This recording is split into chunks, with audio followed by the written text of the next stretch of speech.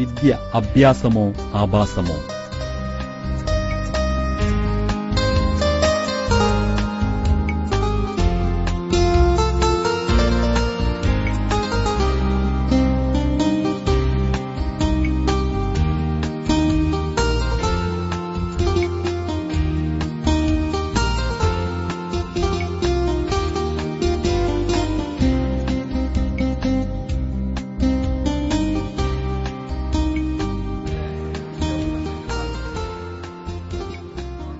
പ്രഭാതം മുതൽ രാത്രി വൈകി ഉറങ്ങുന്നതുവരെ തന്നിൽ അടിച്ചേൽപ്പിക്കുന്ന വിദ്യാഭ്യാസം. വീട്ടിൽ രക്ഷിതാക്കളും ട്യൂഷൻ മാസ്റ്ററും വിദ്യാലയത്തിൽ അധ്യാപകരും കൂടി കുട്ടിയെ നിരന്തരം പഠനമെന്ന പീഡനത്തിന് വിധേയമാക്കുമ്പോൾ അമിതഭാരം കൊണ്ട് കുട്ടി ശാരീരികമായും മാനസികമായും തളരുന്നു. വിദ്യാഭ്യാസത്തിന്റെ ലക്ഷ്യം സാമ്പത്തിക ലാഭം മാത്രമാണ് എന്നതാണ് നമ്മുടെ ശാപം.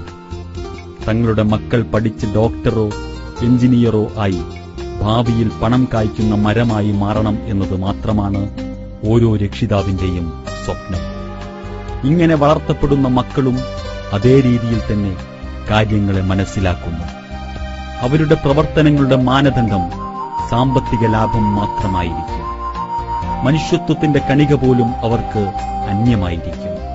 അതിനാൽ തന്നെ തങ്ങളെ ഈ നിലയിലെത്തിച്ച മാതാപിതാക്കൾ വൃദ്ധരായാൽ അവരെ വീട്ടിൽ സംരക്ഷിക്കുന്നത് നഷ്ടക്കച്ചവടമാണെന്ന് മനസ്സിലാക്കുന്ന മക്കൾ അവരെ ഭാരമായി കരുതി വൃദ്ധസദനത്തിൽ ചേർക്കുന്നു.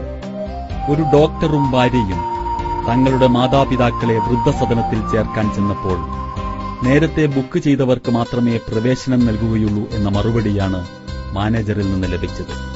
ഇത് കേട്ട് കൂടെയുണ്ടായിരുന്ന അവരുടെ കൊച്ചുമകൻ പറയുകയാണ്, എന്നാൽ എന്റെ മാതാപിതാക്കളെ ഇപ്പോൾ തന്നെ രജിസ്റ്റർ ചെയ്യണം. ആധുനിക വിദ്യാഭ്യാസം കൊണ്ട് ഇത്തരം സംസ്കാരമാണ് വളർന്നുവരുന്നത്. പുതിയ തലമുറ മദ്യത്തിന്റെയും മയക്കുമരുന്നിന്റെയും പൈശാചികതയിൽപ്പെട്ട് ദുർമാർഗികളും ദുസ്വഭാവികളുമായി മാറുന്നു. നല്ല ഡോക്ടറും എഞ്ചിനീയറും ഏറെയുണ്ട്, ഇല്ലാത്തത് നല്ല മനുഷ്യർ മാത്രം. വിശുദ്ധ ഖുർആൻ അരുളുന്നു, നിന്റെ നാഥൻ വിധിച്ചിരിക്കുന്നു, നിങ്ങൾ അവനു മാത്രമല്ലാതെ മറ്റാർക്കും വഴിപ്പെടരുത്. മാതാപിതാക്കളോട് നല്ല നിലയിൽ വർത്തിക്കണം. അവരിൽ ഒരാളോ രണ്ടുപേരുമോ വാർദ്ധക്യം ബാധിച്ച് നിന്നോടൊപ്പമുണ്ടെങ്കിൽ അവരോട് ഛേ എന്ന് പോലും പറയരുത്.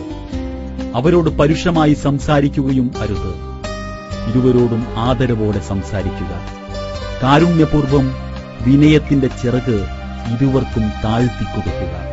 അതോടൊപ്പം ഇങ്ങനെ പ്രാർത്ഥിക്കുകയും ചെയ്യുക, എന്റെ നാഥ, കുട്ടിക്കാലത്ത് അവരിരുവരും എന്നെ പോറ്റി വളർത്തിയതുപോലെ നീ അവരോട് കരുണ കാണിക്കണമേ.